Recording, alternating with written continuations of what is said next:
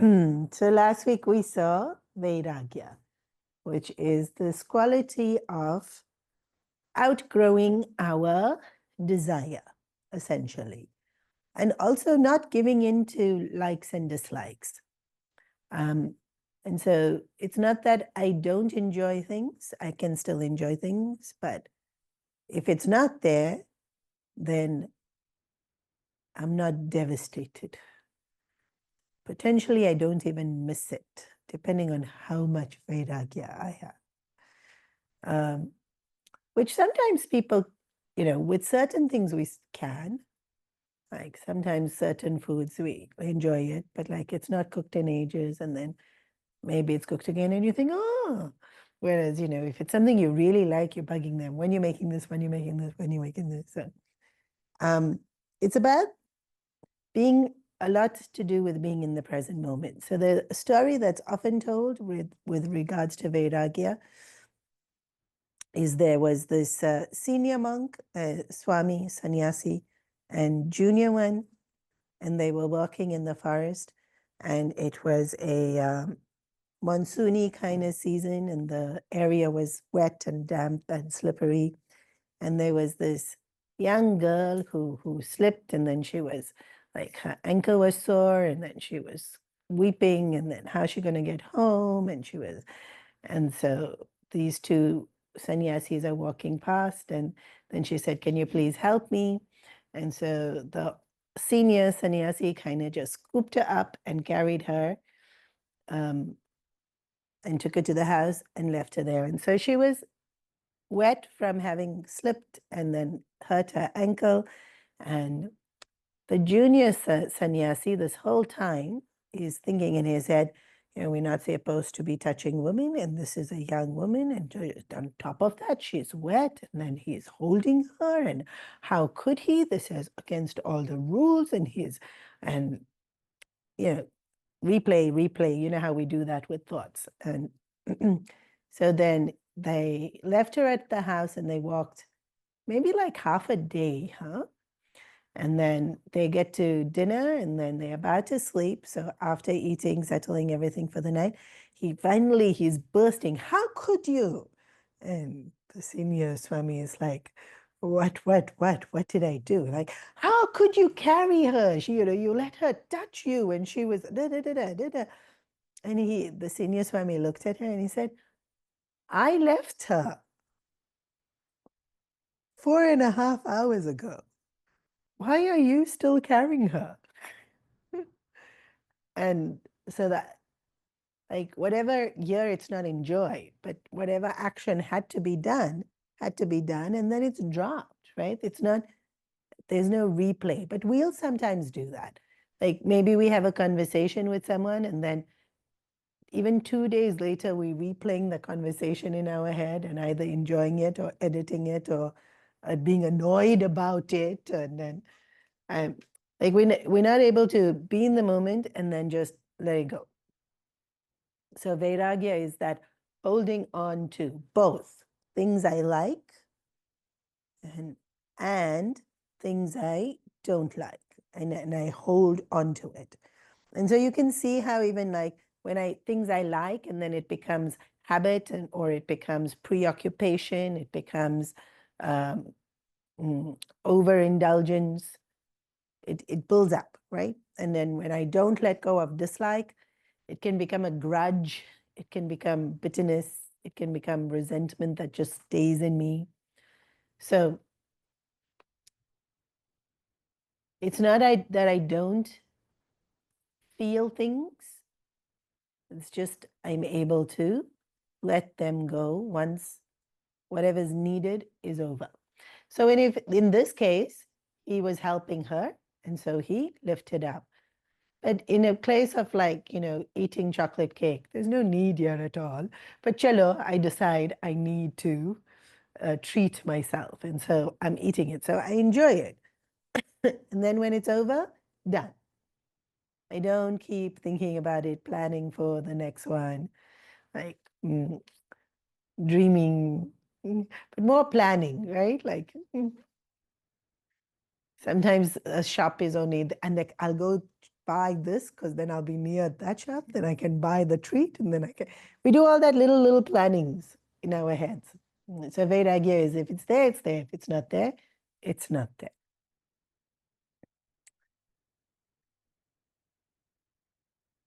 And so last week we emphasized that then no dependence gets formed. And then there's this, we become so free when we have Vairagya. Because even with something like, let's say I want that chocolate cake from that shop, then I won't try anything else. Like sometimes the menu has so many options, right? Like I remember there was that cheesecake factory, not this one, in Melbourne, there was cheesecake factory, and they only made cheesecakes. They didn't make anything else. They literally made something like 50 different cheesecakes. You can try so many, but no. And all of us go to our standard, like the one we like. Like maximum, we'll have the one our sibling likes, our parent likes, our spouse likes. But whereas Vairagya is like, whatever comes, enjoy, whatever, and it goes. Actually makes us so much more open-minded also, in a nice way. Isha Bhajana Sarati Sujana. So devotion was the charioteer. Pirati Charma Santosha Kripana. And the shield that we were using is dispassion. And then the sword is Santushta, contentment. And so this is interesting because in the Bhagavad Gita in chapter 15, I think chapter 15. No, not chapter 15. I forgot which chapter. Maybe chapter 2 only. No, I think it's chapter 15. There's this verse where it says, use the sword of detachment, Vairagya, to cut down all your bondage. But here, Vairagya is the shield. It's not the sword.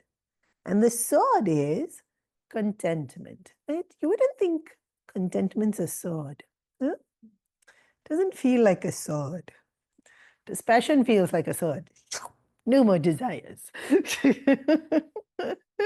But actually, contentment's the same thing. It's this no more desires. And so, what is this contentment? And I would equate contentment a lot with gratitude. Yeah. Because it's not having a lot of things, but it's the feeling of full. Content means I'm full. I don't need more. But our minds are tricky because we'll always want more.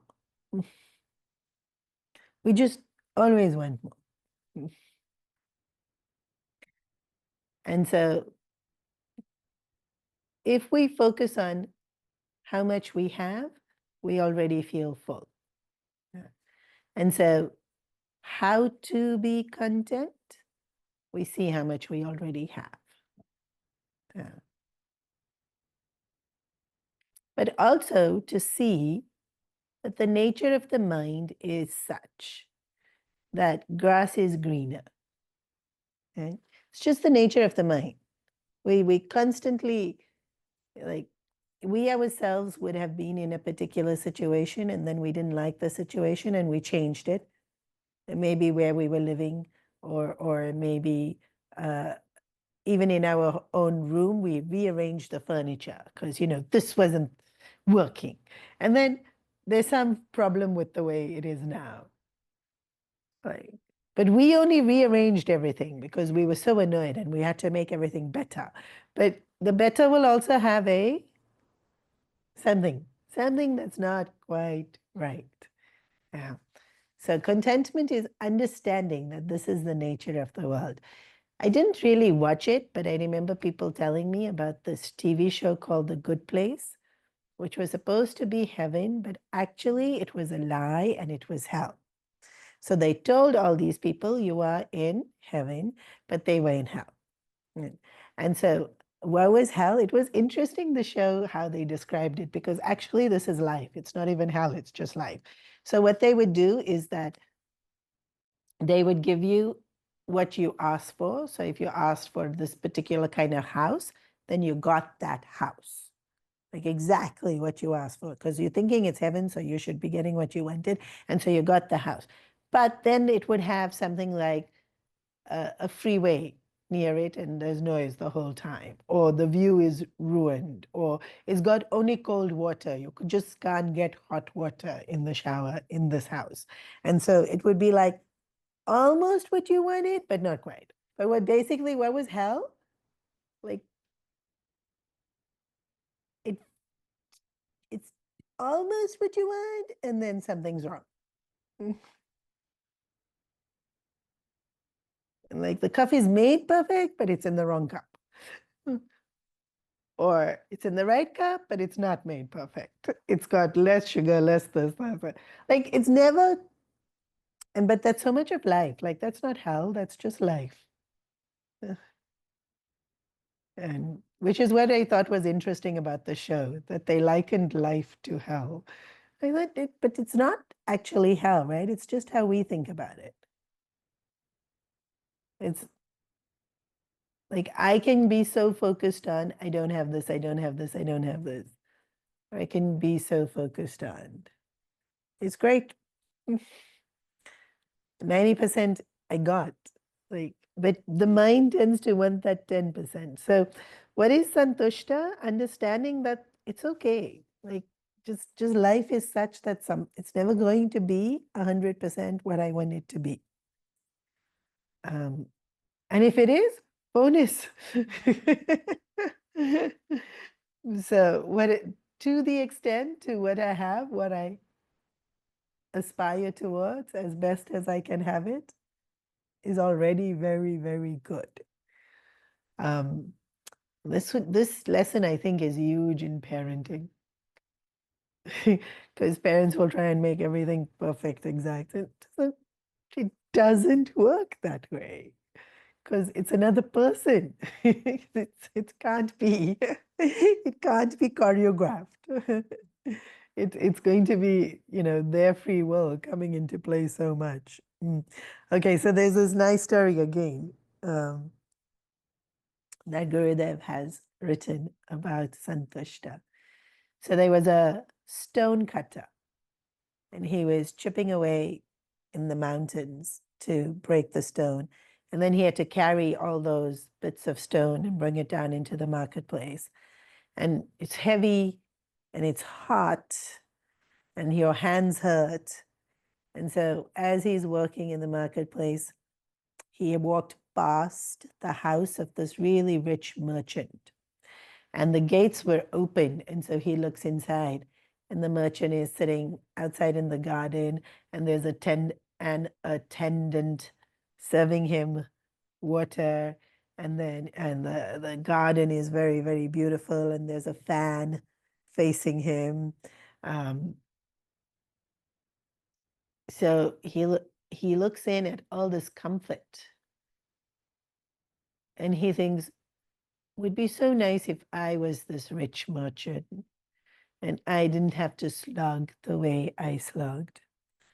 And by some miracle like this, he becomes the rich merchant, sitting in this big, beautiful house with the fan blowing on him and, the servants attending to him. And he thinks, wow.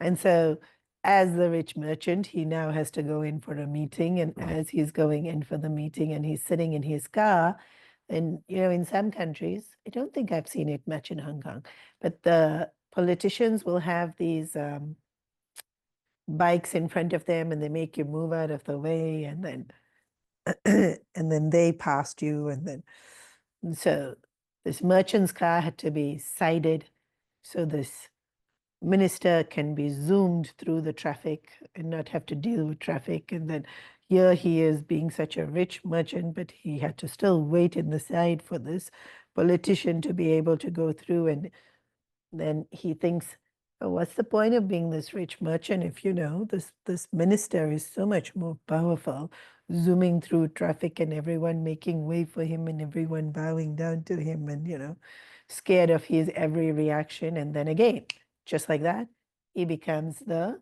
minister with, and now he's zooming through the traffic and everyone's giving him all this attention and all this man. And then he's sitting in his, well, they say peliquant because they was actually being carried, but let's say car, modern example. And as he's sitting in the car, even though the AC is working, the sun is shining through the window and it's so hot. And he's squinting his eyes because the sun is so hot and he's trying to move to get it to be shaded, but it's not getting shaded. And then he has to step out of the car to be able to go to the meeting and the sun is still so hot. And then he thinks to himself, that doesn't matter how powerful you're human you are, the sun is way more powerful than any human being because we all at the mercy of the sun's heat and brightness. And before he even finished that thought, he became the sun shining in the sky. And then he thinking, yes, now I'll get to look down on the whole world. Everyone has to look up at me. But within a matter of hours, there was this humongous rainstorm, and he's covered by all these clouds, and he can't see the earth, and the earth can't see him. And he's thinking, what's the point of being this powerful sun if I can get blocked? And so he becomes the rain clouds. But even as the rain is pouring, the cloud is being pushed. And what's the point of being the rain cloud if you're getting pushed around by the wind? And so within a few seconds, he becomes the wind. And so far more powerful to be the wind that can push the clouds around, that can even block the sun. And then as he's blowing as the wind, he is able to move the trees and he's able to move people's hair and he's able to move so many things, right? Like when there's a typhoon, wow, so many things you can blow. You can even blow the roof off people's homes, and not here in Hong Kong, but so many places. But he hit this humongous mountain, and the mountain wouldn't move at all, like nothing. Nothing moves. The mountain's so steady. The wind has to go around the mountain's not moving. And he thinks, the mountain's more powerful than me. And immediately he becomes this humongous mountain. And then as this humongous mountain that can't be moved by anything, he hears this tapping sound.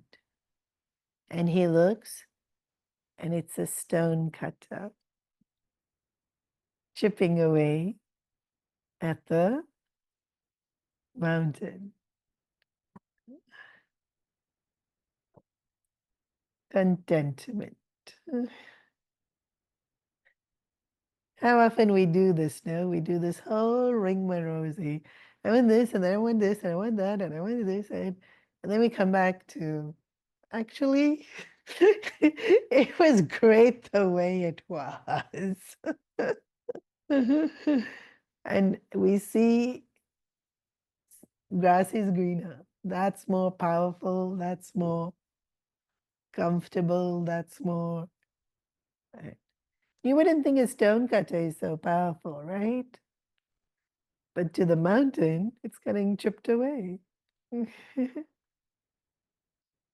then if you think about how immovable the mountain is, the mountain has its own phenomenal strength.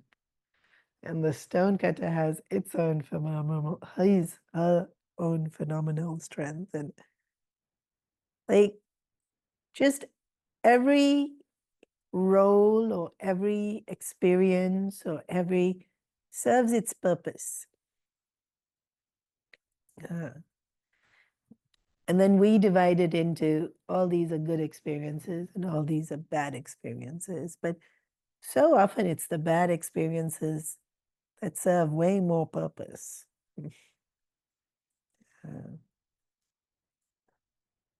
in helping us reflect and helping us to understand and helping us to grow. The good experiences are important too, because if they were only bad ones, then we wouldn't cope. Yeah. But sometimes the good ones aren't so good in hindsight.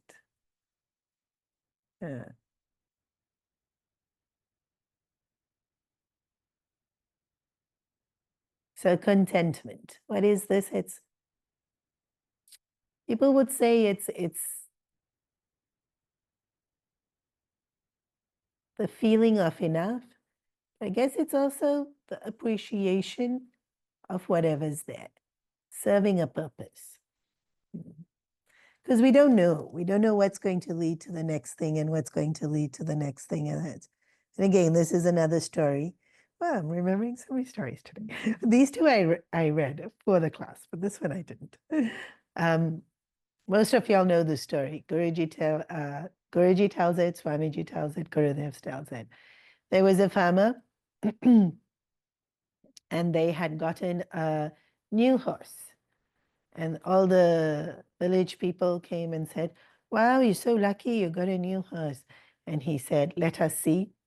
And then the horse was particularly wild and broke the fence and ran off. So here they have paid for this horse, and now the horse has ran off. So basically, you've lost all your money. So then all the villagers come back and say, oh, this is terrible. Your horse has ran off. And like now you've like basically lost all your money that you paid to even buy it. And the farmer answered, we shall see. And then after about 2-3 weeks, the horse came back with 4 mares. Is that right? Female horses? So apparently they come in groups. And so now instead of 1 horse, they have 5 horses because all the mares stayed with the stud. Is that what they called? Yes. And so now the villagers came back. Wow, he brought back 4 other horses with him, and now you have 5, and you're so lucky. And the farmer answered, we shall see. And so the young son went to go tame this stud of a horse that, but remember, he was really wild. So as the son was trying to tame him, the son fell and broke his leg in 4 places, very bad broken fracture.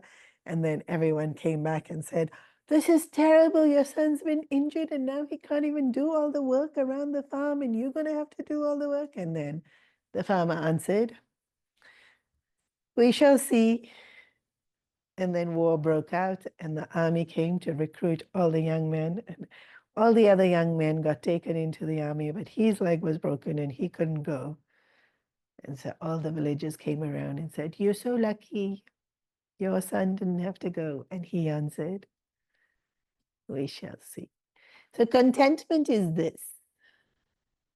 Contentment is, we don't know the full story yet. And so I don't need to judge so quickly that this is bad or this is good. We shall see. But they will be good. And so enjoy the good. And they may be bad. And enjoy the bad. Because absolutely nothing is going to be all bad. And absolutely nothing's going to be all good. And so it's seeing it for what it is, that it's not the full picture yet. And then what we think is bad and good right now, that can also change. You know, sometimes somebody will give us constructive feedback on something and we feel so offended and so insulted and so unsupported and then maybe later on when somebody gives us feedback, we think, oh, thank you, I was wondering how to do that better. Like, so even how, like, to see that it's just me seeing it as good. It's me seeing it as bad. It's not necessarily good or necessarily bad. And so what is contentment? This appreciation. of whatever is there right now. And some things are harder to appreciate. I totally understand that. Like if you're fasting and it's hunger, appreciate hunger. It's actually quite hard to appreciate hunger, but it's a sign of good health if you get hungry. Like, um, then of course you enjoy the food so much more when you're hungry.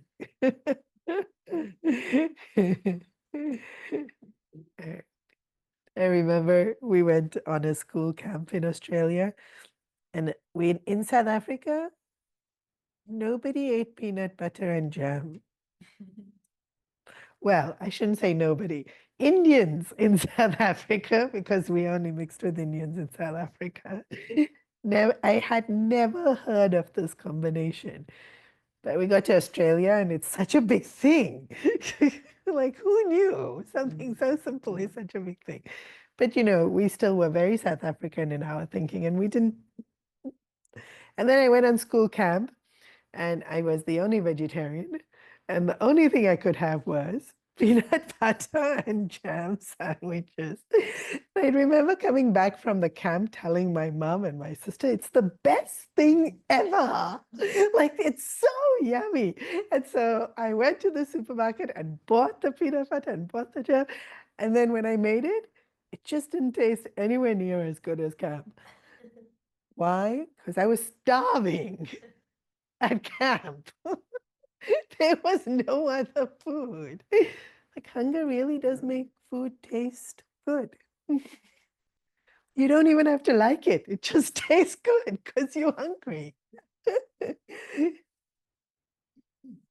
We can appreciate anything.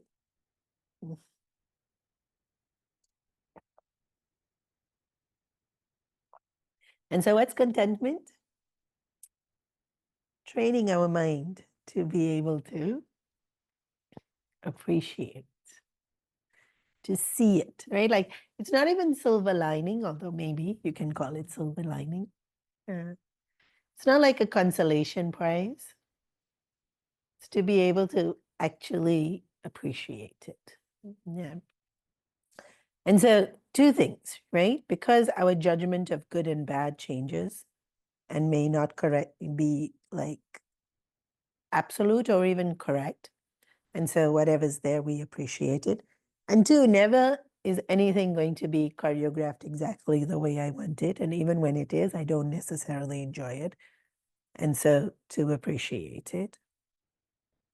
And thirdly, to understand that there's no end to how much I want. Yeah. And so contentment is like, I think sometimes they say it like putting a lid on desires. Like, don't allow yourself to just keep going and keep going and keep going. Say this much, and then I'm going to stop.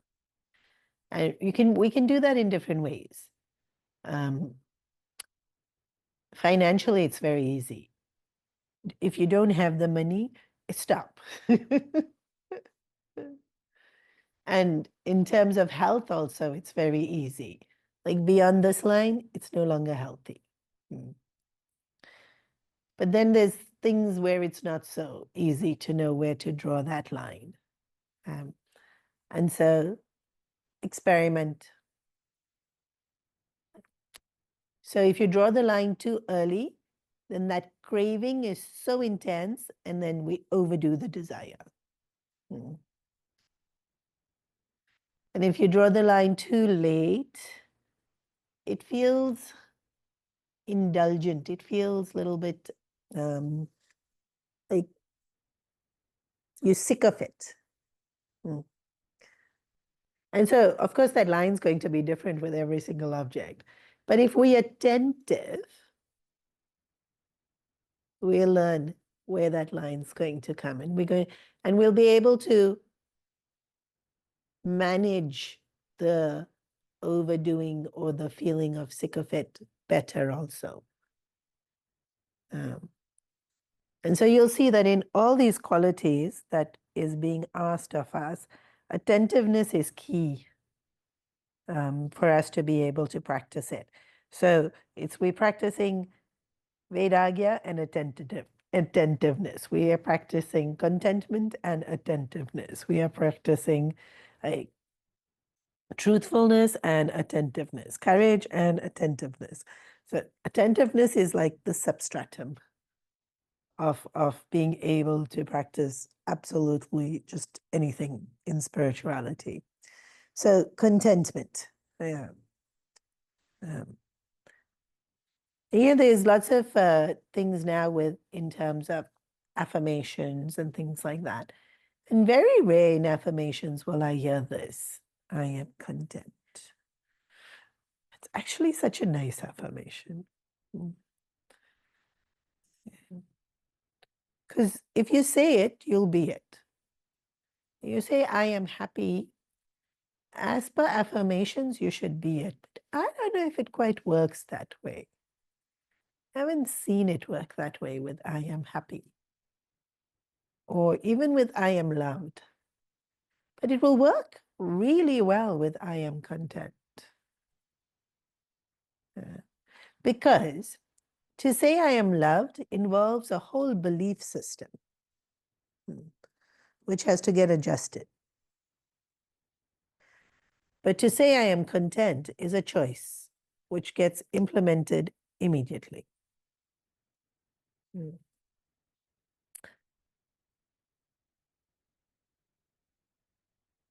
So I'm not even saying it as an affirmation.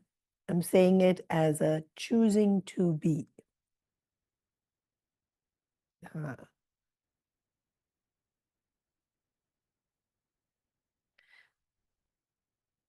And I've mentioned this before, sometimes when we ask people, how are you?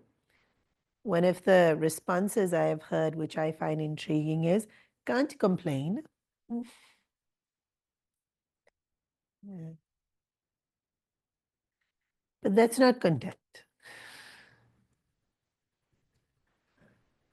What would be a greeting reply to indicate content? Homework. Every time you answer, how are you this week? You have to say it to mean, I am content. But that would sound weird if somebody says, how are you? And you say, I'm content. They'll think you're weird. So you have to come up with a greeting. I can say it. I'm a Swamini. I can be weird. Maybe you can too, and you can have a whole discussion on class. But what would you say? Good? Life is good? Better than just good. Everything fine. But remember, these are automated responses. You can't use your automated response, which is why I didn't say good. Yeah, it can't. That's exactly what I said. It can't be your automated response. Yeah. I have heard one person say shukr, which means grateful. Yeah. It was a nice response. How are you? Shukr. Yeah. Hunky dory. It sounds fun. As long as it's not automated. Yeah. And has the feeling of content. There's in what I have different yoga teachers, and one of them plays music, and the yoga music's a whole genre.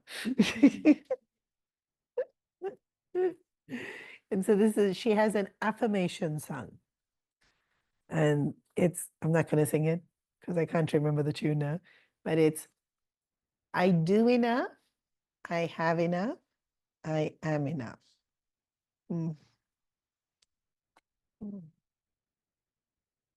Content. Interesting, huh? That even the feeling of I do enough. And like when I was listening to the song, I have lots of reflections during the yoga, listening to all the yoga music. Because, yeah, so many of us are feeling like we don't do enough. Whether it be on self-help or in the yoga or in life or in the relationship or in I have enough. Content. I am enough. Nice, actually. Very nice affirmations in a song. Actually, the song's really nice. I just don't remember the tune. But content doesn't mean I won't aspire for more. Like I do enough doesn't mean I'm not going to do more if I can. And so contentment isn't capping abilities. This is an important thing to keep in mind. It's capping desire, not abilities. Because I can do more and gain more and it not come to me. It can go to someone else.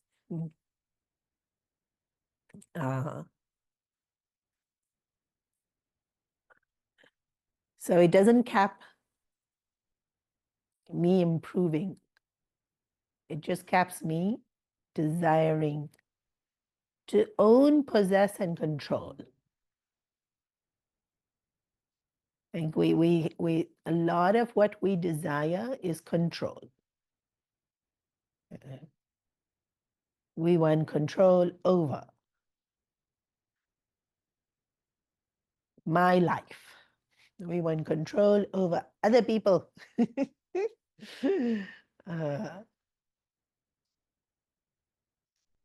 It's so Maya. Like really, this whole idea of control is illusion. Because we feel we have control over so many things which really we don't have control over. And then we feel we don't have control over things. So example, we have no control over future, and yet we feel we have control because, we've planned. Right. And then we feel we have no control over certain things, but we do. For example, we feel we have no control over this relationship, but we have full control of how we are acting in that relationship, which is then determining a lot of the relationship.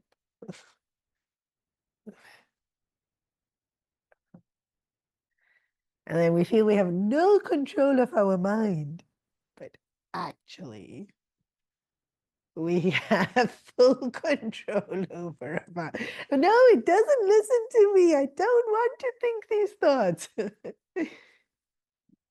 And yet we feel we have control over our phones and our finances, and we don't.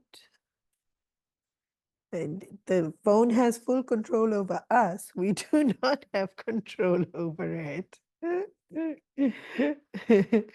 Even a lot of it, the economics of the world is so influenced by so many different factors. So, control, Maya. Control is such a Maya. Desire for control, contentment. To definitely cap that desire. And then to own, to possess, to enjoy. Maybe it runs less havoc in our life. But desire generally runs havoc in our lives. Okay, so sword of contentment means it's a weapon which we wield. Yeah. So my contentment is a weapon which gives me power and strength. And then the opposite of it will take away my power and strength. So, pirati charma santushta Kripana. So the shield of dispassion and the sword of contentment. And then the axe. So he has a sword and an axe. I've never seen Ramchandraji hold an axe, so I don't know where this came from. Like when I read axe, I'm like, where? Ramchandraji has a bow and an arrow. Okay, sometimes he might have a sword because he's a prince. Kshatriyas had swords. Okay, we'll forgive you for putting sword in. Where's the bow and arrow here? And to think Ramchandraji himself is singing this. So, maybe he had an axe that we didn't know about. The axe of charity. Parshuram, the other avatar of Lord Vishnu, carried an axe. So maybe he's referring to that. He carried only an axe. Parshuram carried only an axe. And they were alive at the same time, maybe. Doesn't matter. Axe is of charity. Yeah. Okay, so charity is huge subject. What do we already know about charity? So I'm not repeating it. Quickly.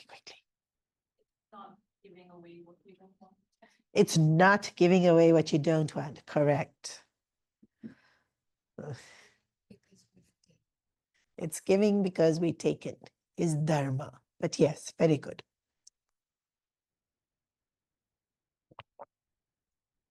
Charity is more than dharma. Dharma is giving because we've taken, so you have to give because you've taken. Charity is giving. I may not have taken. But doing charity is part of dharma, so you're right.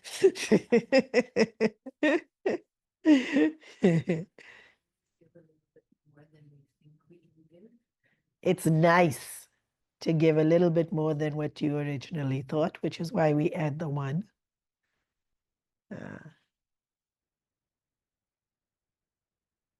So I'll give 1,000. So people add just $1. But it used to be like, actually, the thing of adding the one is like, they used to have gold coins. And if they gave 10 gold coins, they'll put one more gold coin. This $1 is like, it's become just like, it should be like, if I give 1,000, I'll give 100. If I give 1,000,000, I'll give 1,000 more. So it should like, let's give a little bit more. Y'all can give your $1. I know it's become very comfort zone.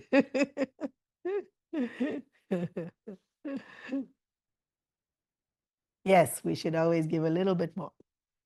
Push yourself to give a little bit more.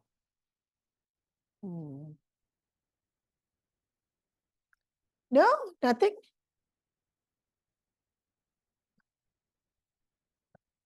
So, why is charity such an important virtue? And it is. It's a super duper important virtue. So, in the Bhagavatam, for those of you who were here, you will remember that dharma or righteousness, goodness, rest on 4 legs. The first one is satyam, truthfulness. The second one is yagna, teamwork. The third one is charity. And the fourth one is japa. Japa. The first thing to go in our personality, in our goodness, in our living our ideals life is truthfulness. You're thinking, no, I don't lie. But remember, truthfulness is living up to your convictions, not compromising on what you think is right. So gone, because we'll sleep later than we think we should sleep. And friends will ask us to go out and have a drink, and no, I don't want to, but then you have the drink. I'm not even saying alcohol, it can even be coffee. Or, you tell yourself you're going to only watch 1 episode and then you're going to go to sleep and then you've watched 3. So Satyam goes, gone. First one that goes is Satyam. And the second one that goes is teamwork. getting along and working well with each other. We don't want to work with each other only.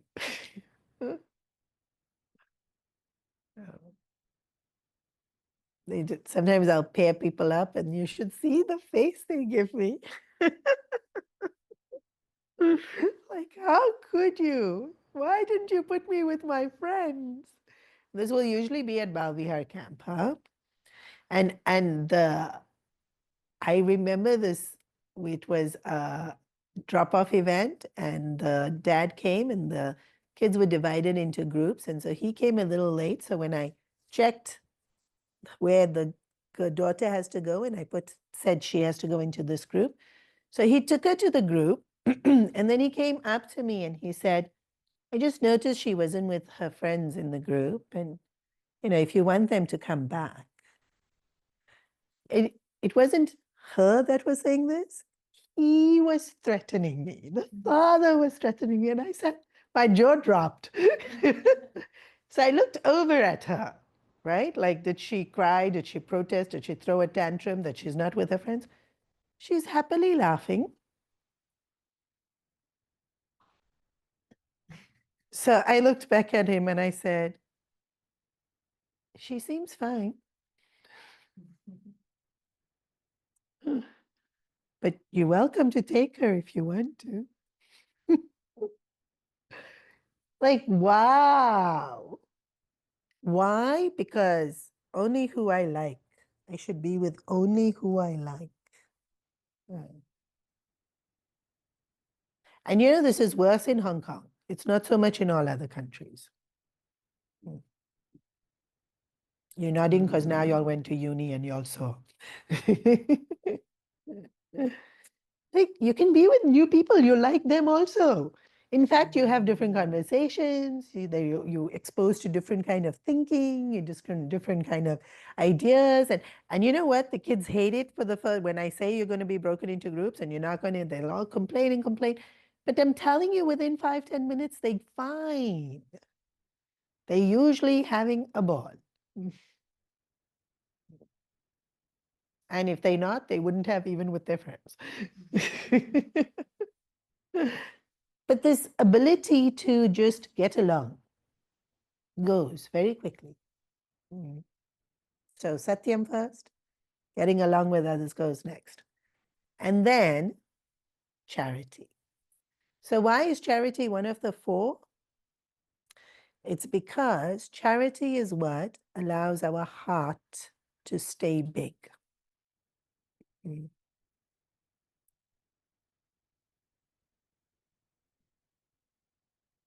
It's as simple as that. When we don't give in charity, it's because we feeling they don't deserve it, or I deserve it more. Yeah. Or I worked and so I should enjoy it. Whereas giving is, it's okay, let them enjoy. So charity is sometimes done out of a feeling bad. Right? Like, this person suffering, I feel bad, I give. But that's not the purest form of charity. The purest form of charity is, I have so much. Here, take. That's the purest form of charity. And what do I have so much of? Doesn't matter. Hava to breathe. It's not like I have so much things.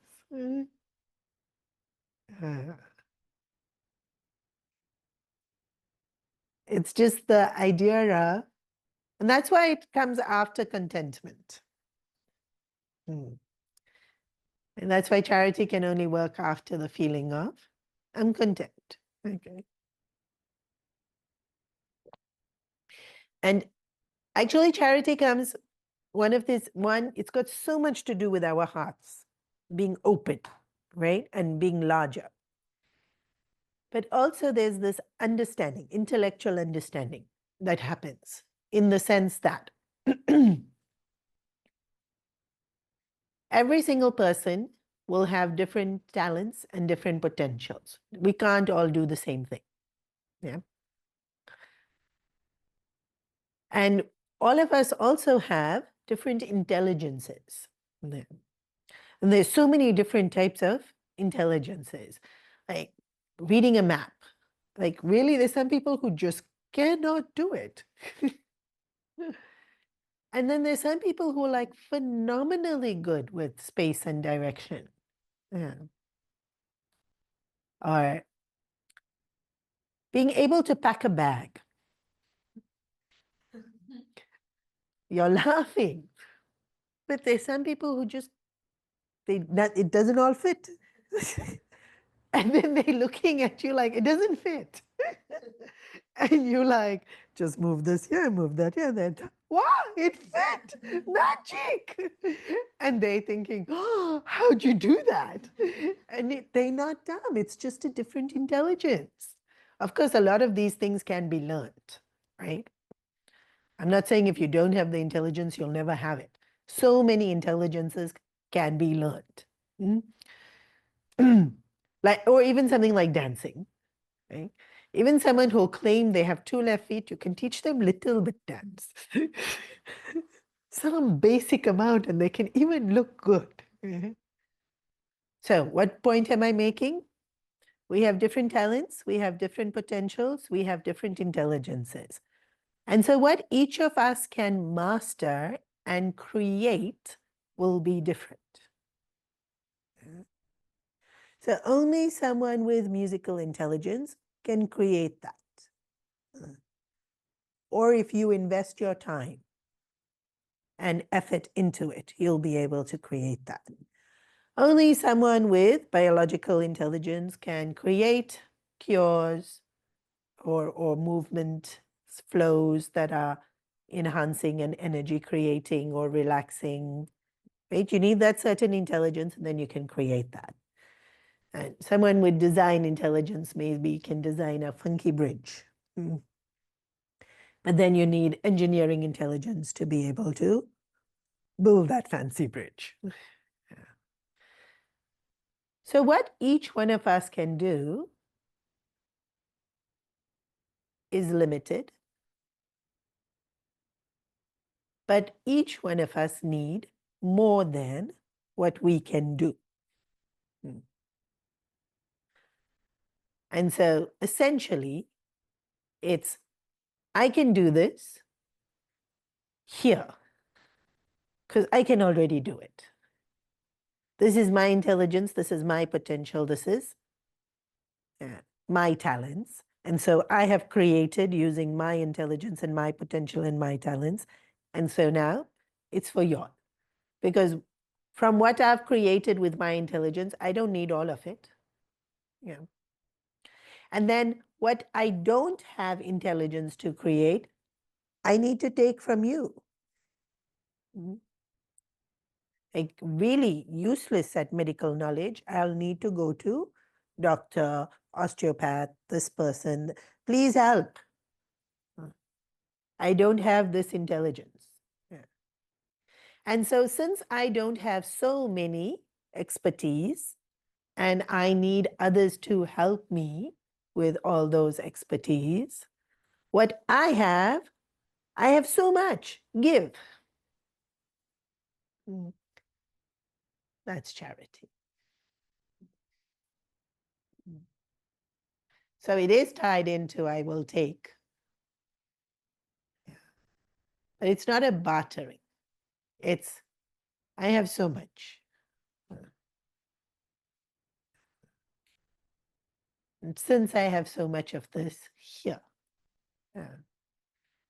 And so it will be intelligences, resources, talents. We all have love. We all have happiness. I have so much. Take. You also have, but take mine. I have so much. It's out of fullness and joy. Yeah.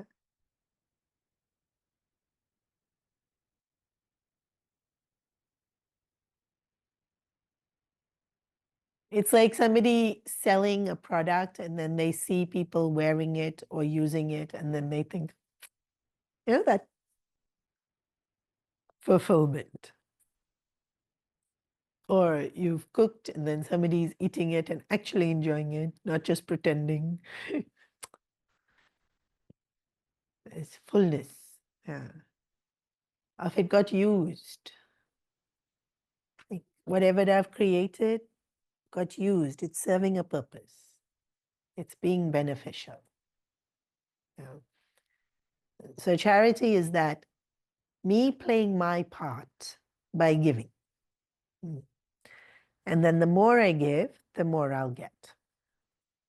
It's not the reason I'm giving, but even if it is, the more you give, the more you'll get. So keep giving. But it's the sense of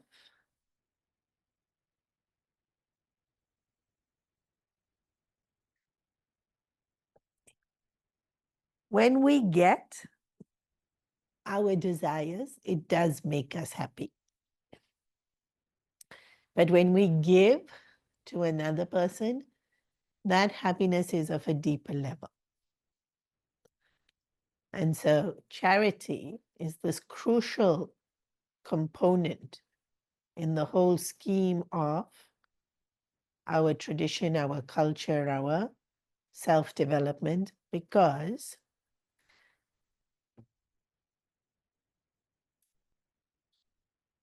unless we give, our heart literally shrinks.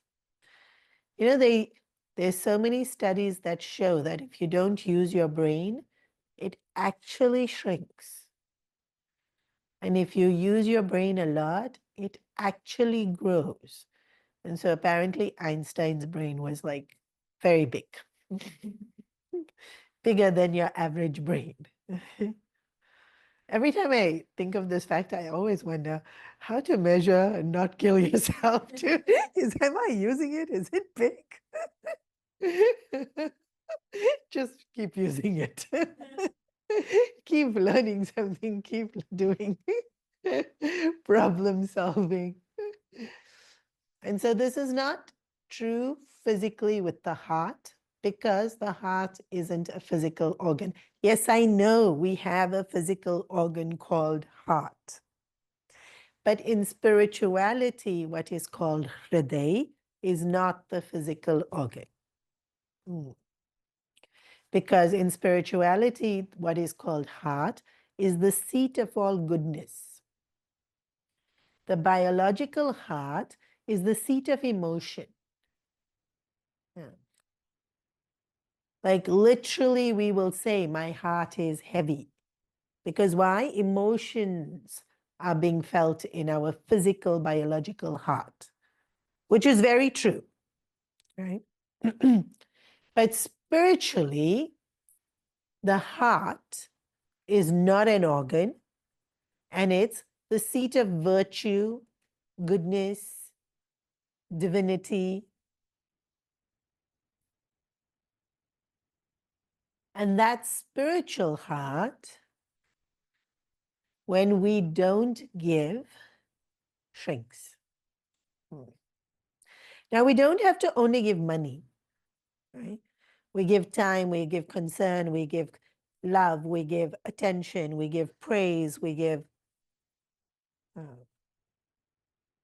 encouragement, we can get, it doesn't have to be money. Time, big thing to give. And commitment, wow. So hard to get people to give commitment. Not even to come and do work, just to come and enjoy an event. They won't want to, like, time.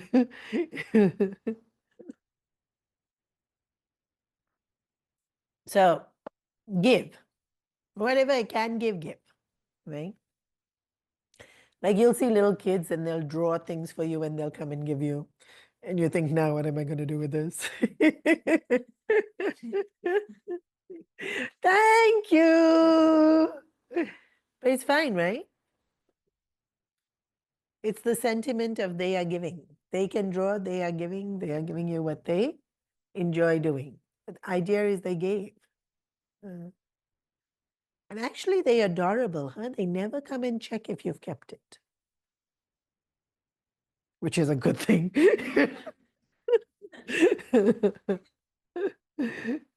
Uh, and see how instinctively and naturally it comes when we're so young.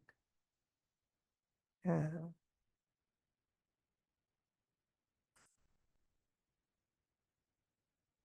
so, giving.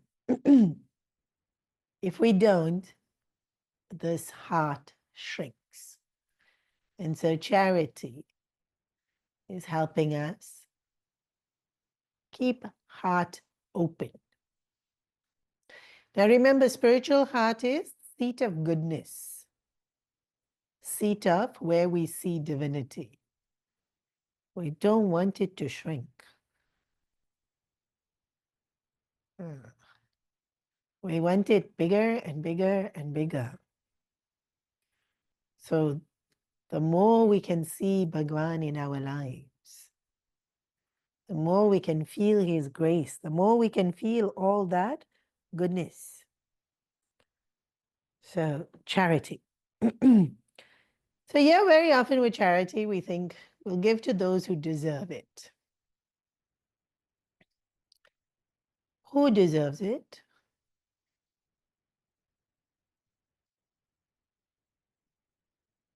Me!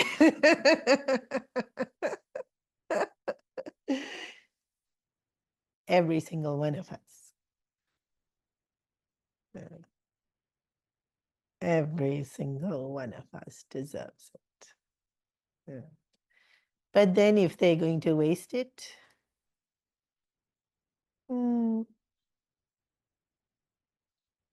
if you can, give.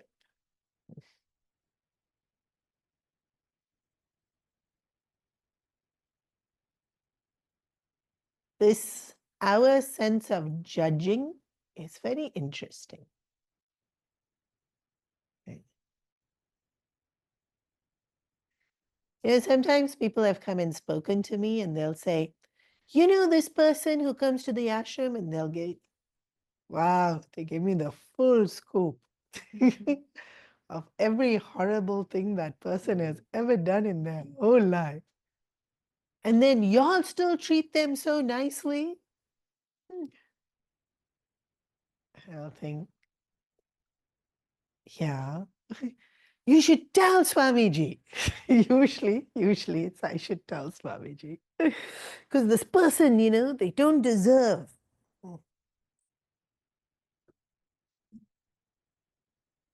Is it possible that somebody doesn't deserve love?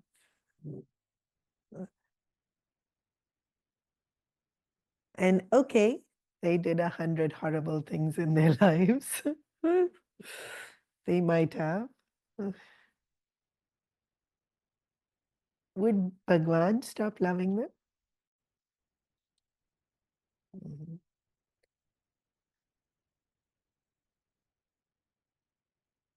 Then will Guru stop loving them? Yeah.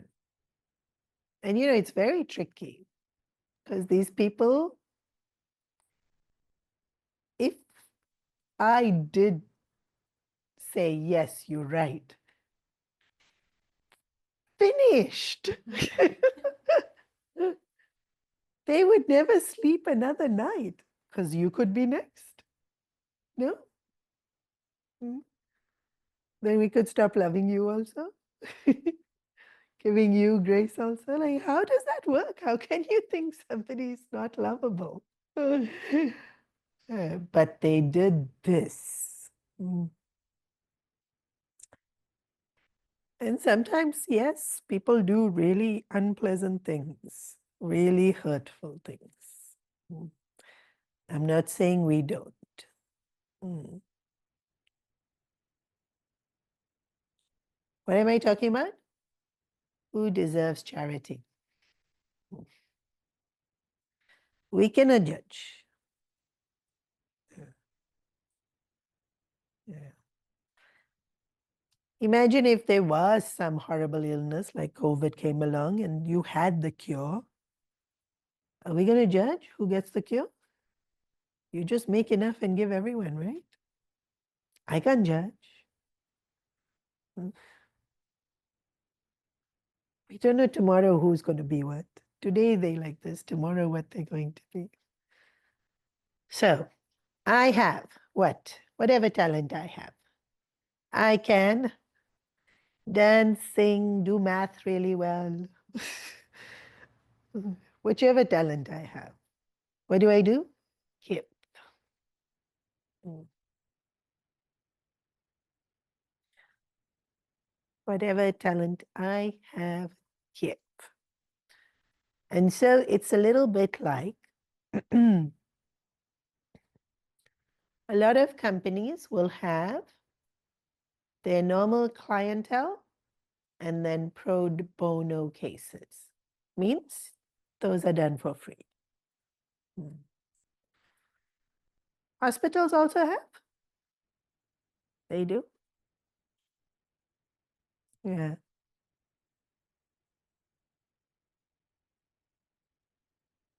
So whatever work you do, yeah, then you should have a pro bono quota.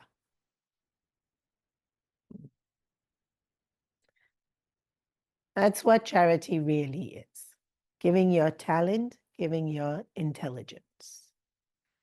In today's world, money, yes, because it's needed. But the true giving is of ourselves. Mm.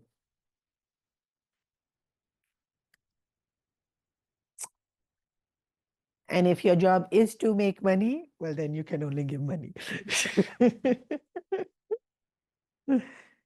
But so many, right? Like so many professions where you can give pro bono. Mm. Imagine if every restaurant also just fed one person pro bono every meal. What a different world it would be, no? Mm.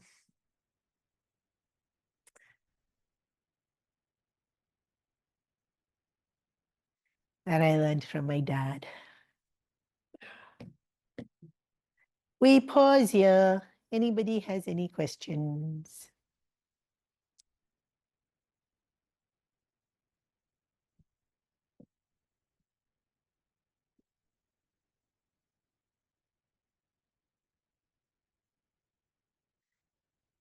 Om.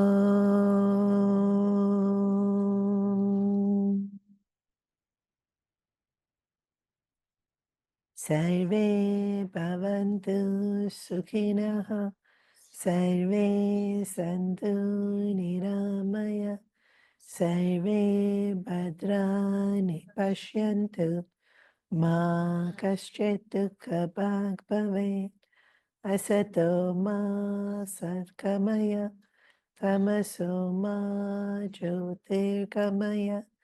Mrityorma amritam gamaya. Om Purnamada Purnamidam Purnat Purnamudachyate Purnasya Purnamadaya Purnameva Vashishyate. Om Shanti Shanti Shanti. Harihi Om Shri Gurubhyo Namaha. Harihi Om.